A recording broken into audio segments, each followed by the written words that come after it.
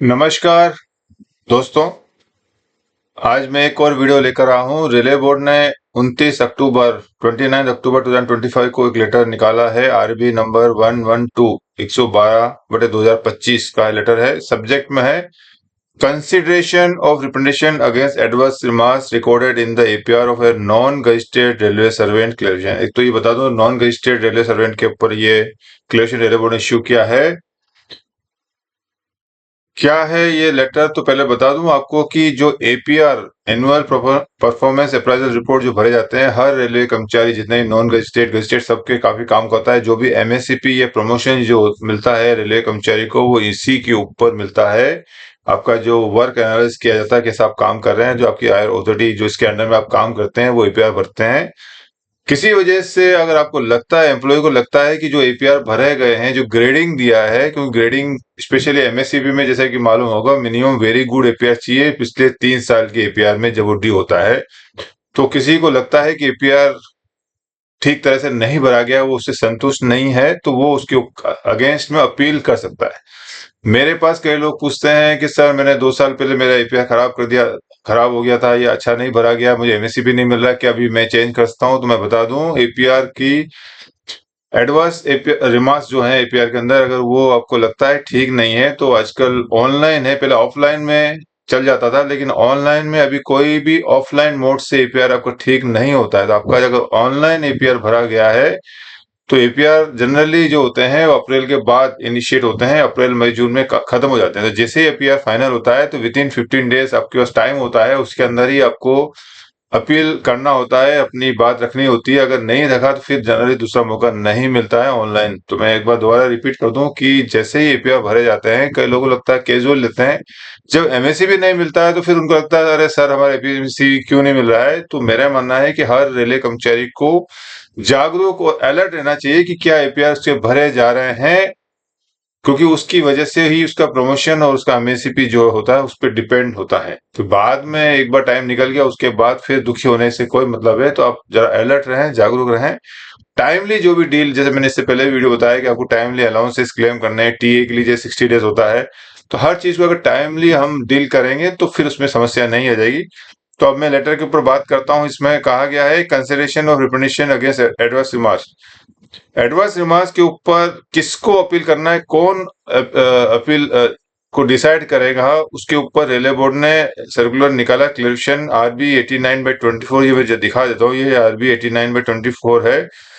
इसके अंदर एक लिस्ट बताई थी, एनेक्सर 1 में लिखाया था कि डिवीजन के अंदर अगर एक्सेप्टिंग अथॉरिटी कौन, अगर जूनियर स्केल कर रहे हैं तो सीनियर स्केल होंगे, सीनियर स्केल हैं तो फिर जेजी। ये पूरा एक लिस्ट मैंने पिछले वीडियो में इसके ऊपर वीडियो बना चुका हूं मैं, और आप चाहे तो मेरे प्लेलिस्ट में एपीआर के ऊपर काफी सारी जानकारी आपको मिल सकती है। काफी सारे अलग अलग सब्जेक्ट पे एपीआर के ऊपर जितने रेलवे बोर्ड ने क्लेरिफिकेशन इशू किए उस पर मैं वीडियो बनाया हुआ हूं। मैं अपने डिस्क्रिप्शन में भी लिंक दे दूंगा प्लेलिस्ट का, वहां से आप देख सकते हैं। तो इसमें ये बताया हुआ है कि आपकी जो एक्सेप्टिंग, मतलब ये अथॉरिटी आपकी इधर वाली जो है लेफ्ट हैंड साइड में एक्सेप्टिंग है, जो भी है, अगर आपका जूनियर स्केल है तो फिर कौन उसका रिप्रेजेंटेशन को डिसाइड करेगा। अगर जूनियर स्केल है तो ये आपका सीनियर स्केल हो जाएगा, यहाँ पर यहाँ दिखाया हुआ। सीनियर स्केल है तो जेएजी हो जाएगा यहाँ पर, और जेएजी है तो एडीआरएम, और एडीआरएम है तो डीआरएम, और डीआरएम है तो पीएचओडी जो हो जाएंगे। प्रिंसिपल एचओडी जो होता है हेडक्वार्टर में जो बैठते हैं वो डिसाइड करेंगे। इसी प्रकार वर्कशॉप वगैरह में जो है, स्टोर वगैरह में, वहां अगर अथॉरिटी जो भी एक्सेप्टिंग है तो कौन रहेगा, ये पूरा इसमें हेडक्वार्टर का भी बताया हुआ है और कंस्ट्रक्शन ऑर्गेनाइजेशन का बताया हुआ है। तो इसके अंदर थोड़ा सा पार्शियल मॉडिफिकेशन करके बताया हुआ है। दोबारा इसमें कहा गया है रेलवे बोर्ड ने कि attention invited to boards instruction under reference wherein a list of company authority to consider reputation against adverse remarks recorded in the APR of non-gazetted railway employees who was provided in the Annex 1। इसमें ये कहा गया है कि कौन adverse remarks को decide करेगा, उसका लिस्ट बताया गया है, जो रेफरेंस लेटर है 89/24 जो है, जो मैं अभी दिखाया था। अब अगले इसमें कहा गया पैरा में, various zonal railway have sought clarification on the applicability of the instruction to all levels of non-gazetted railway employees। The matter has been re-examined and the following clarification corrigendum are issued। इसको भी जरा हिंदी में आपको बताता हूँ जो हिंदी में जानने वाले हैं।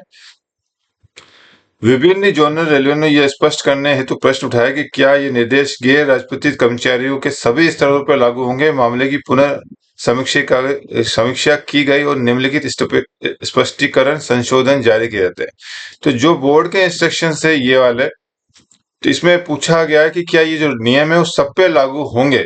तो क्यों ये क्वेश्चन पूछा गया, मैं इसके ऊपर आता हूँ। मैं पहले तो मैं आप इस लेटर को हम पढ़ लेते हैं, फिर बता दूंगा इसकी जरूरत क्या है। जब इस लेटर में जब काफी क्लियर है तो दोबारा क्लेरिफिकेशन मांगने की क्या जरूरत हुई, मैं हम बात करते हैं। इसमें कहा गया है, पहले मैं क्लेरिफिकेशन इशू किया, for employees where APR is written and finalise at only one level, personal secretary, confidential assistant, the competent authority to decide the such representation will be the next higher authority to the authority finalising the APR. इसमें कहा गया है कि कई बार APR के जो होते हैं वो लेवल होते हैं, जैसे कि कई मामले में एवरेज हम देखे जाए तो 3 चैनल चलते हैं, reporting, reviewing and accepting authority होते हैं। जनरली 3 लेवल होते हैं, जैसे डीआर के अंदर display authority, appellate authority, revision authority, जैसे इसमें भी 3 लेवल होते हैं। लेकिन कई बार कुछ जो पर्सनल सेक्रेटरी होते हैं, कॉन्फ्रेंशियल असिस्टेंट होते हैं, उनका एक ही लेवल होता है। तो कई बार जो होते हैं, जो बिलो लेवल 1 टू लेवल 5, जहां तक मेरी जानकारी, उसमें 2 लेवल होते हैं।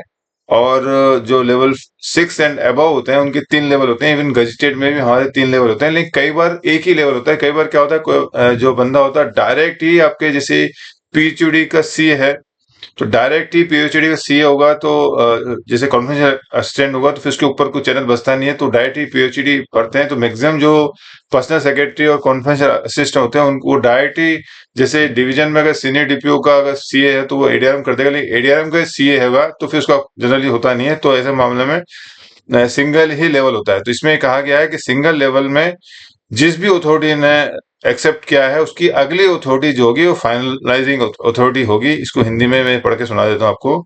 ऐसे कर्मचारी जिनका एपीआर केवल एक स्तर पर लिखा जाता है और अंतिम रूप दिया जाता है सिंगल लेवल में, जैसे निजी सचिव, गोपनीय सहायक, उनके प्रतिवेदन पर निर्णय करने की सक्षम अधिकारी वह होगी जो एपीआर को अंतिम रूप में देने वाली प्राधिकारी से एक स्तर ऊपर की अधिकारी हो। ये जनरली जो भी सिंगल लेवल में है तो भी उसकी नेक्स्ट अथॉरिटी जो होगी वो उसके कंसिडर करने के लिए, विचार करने के लिए, ये फाइनल अंतिम रूप देने के लिए वो सक्षम अधिकारी होगी। इसके बाद कहा गया है, for employees where the APR is written and finalized at 2 level, that is the reporting and reviewing authority, जहां 2 लेवल होगी वहां reporting and reviewing authority होगी। the competent authority to decide such representation would be the next higher authority to reviewing authority। जहां 2 level होगा वहां का के ऐसे कर्मचारी जहां एपीआर 2 स्तरों में लिखा जाता है और अंतिम रूप दिया जाता है, अर्थात रिपोर्टिंग और समीक्षा करने वाले अधिकारी, रिपोर्टिंग एंड रिव्यू, तो उनके प्रतिवेदन पर निर्णय करने की सक्षम अधिकारी वो होगी जो समीक्षा करने वाले अधिकारी से एक स्तर ऊपर अधिकारी। ओवरऑल अगर हम मोटा मोटा बात करें तो जो भी अथॉरिटी एपीआर को फाइनल कर रही है उसमें कहा गया इस लेटर में कि वो उसकी नेक्स्ट होगी, यानी जो फाइनल कर रही है, अगर चाहे वो 1 लेवल है, 2 लेवल है, 3 लेवल है, तो जो भी जिस भी लेवल का मामला है उसमें नेक्स्ट अथॉरिटी होगा। बिल्कुल शॉर्ट एंड स्वीट हम कहें तो वही कहा गया, फिर भी मैं पढ़ के सुना देता हूँ। तो यहाँ पे वही क्या है कि जिसने भी आपका रिव्यू किया है उसका अगला अधिकारी जो है वो फाइनल होगा। और तीसरे में कहा गया है कि for employees where APR is written finalise at 3 levels, that is the company authority to decide such representation will be the next higher authority to the authority finalising APR. Third 3 जहां level होंगे, जहां reporting, reviewing and accepting authority जाएंगे, तो accepting के बाद जो next authority होगी वो अथॉरिटी जो होगी वो कंसिडर करेगी एपीआर को फाइनल करने में जो भी रिप्रेजेंटेशन आएगा, ये कहा गया है। यहाँ पे पढ़ के सुनाता हूँ। ऐसे कर्मचारी जिनका एपीआर 3 स्तरों में लिखा और अंतिम रूप दे दिया गया है, उनके प्रतिवेदन पर निर्णय करने के सक्षम अधिकारी वो होगी जो एपीआर को अंतिम रूप देने वाली प्राधिकारी से एक स्तर ऊपर होगी। ये ध्यान देने योग्य बात है कि एपीआर को अंतिम रूप देने वाली प्राधिकारी वो होगी जो एपीआर पर अंतिम टिप्पणी लिखने वाली प्राधिकारी, जो भी लास्ट अथॉरिटी जो होगी वो होगी। It may be noted that APR finalising authority will be that authority which is the last authority writing APR. तो नॉर्मल केस में जो भी लास्ट होती जो एपीआर लिख रही है वो लास्ट अथॉरिटी मानी जाएगी, लेकिन जहां इसमें कहा गया for APRs which may be consider for promotion to group B, यानी लेवल 6 एंड अबव के मामले में कहा गया filling up of section 2 APR is necessary. तो लेवल 6 एंड अबव के जितने भी लोग होते हैं, कर्मचारी होते हैं, उनके एपीआर में एक सेक्शन 2 होता है जो गजिस्ट्रेट के एग्जाम के लिए होता है। उसके लिए कहा गया है कि the finalising authority will be the authority writing the final remarks of section 2 of APR. इसमें फाइनल अथॉरिटी होगी जो सेक्शन 2 को जो रिमार्क्स को फाइनल कर रही होगी वो अथॉरिटी इसमें होगी, ये कहा गया है।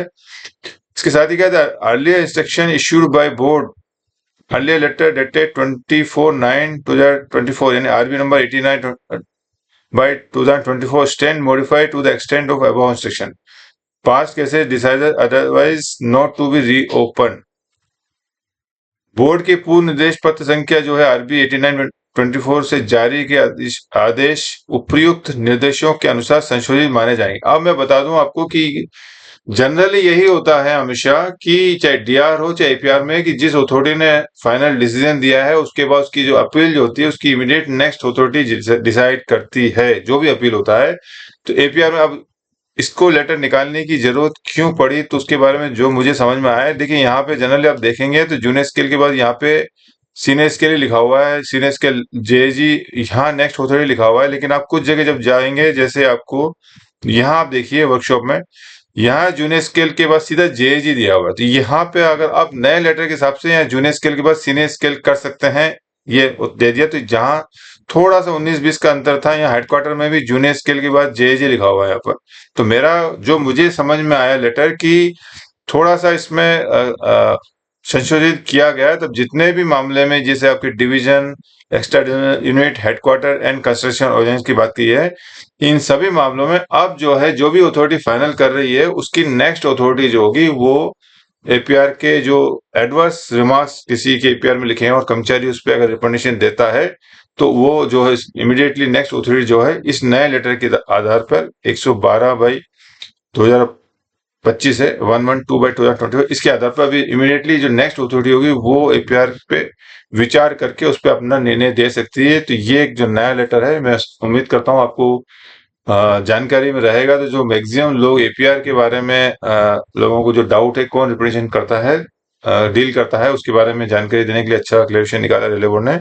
मैं उम्मीद करता हूँ ये वीडियो आपको पसंद आया होगा। अगर पसंद आए तो प्लीज सब्सक्राइब करना ना भूले, साथ ही शेयर एंड लाइक भी करते रहें ताकि ज्यादा से ज्यादा लोगों को इसकी जानकारी मिले। एक बार फिर मैं रिपीट कर रहा हूँ कि अपने एपीआर और पर्सनल डिपार्टमेंट के रूल्स मेरा मानना है कि हर रेलवे कर्मचारी को जानना चाहिए, समझना चाहिए, सीखना चाहिए ताकि बाद में उनको फिर ग्रीवेंसेस ना रहे। मैक्सिमम जो ग्रीवेंसेस जो लोगों की मेरी जानकारी में है पर्सनल डिपार्टमेंट में वो due to ignorance of rules, नियमों की जानकारी नहीं होने की वजह से काफी ग्रीवेंसेस हो जाती है। और जैसे बीमारी में भी काफी जैसे कोई भी बीमारी होती है तो बीमारी अगर इनिशियल लेवल पे इंक्लूडिंग कैंसर भी होता है, अगर इनिशियल लेवल पे आपको मालूम चलता है तो क्योर होता है, बाद में लास्ट स्टेज में नहीं होता है।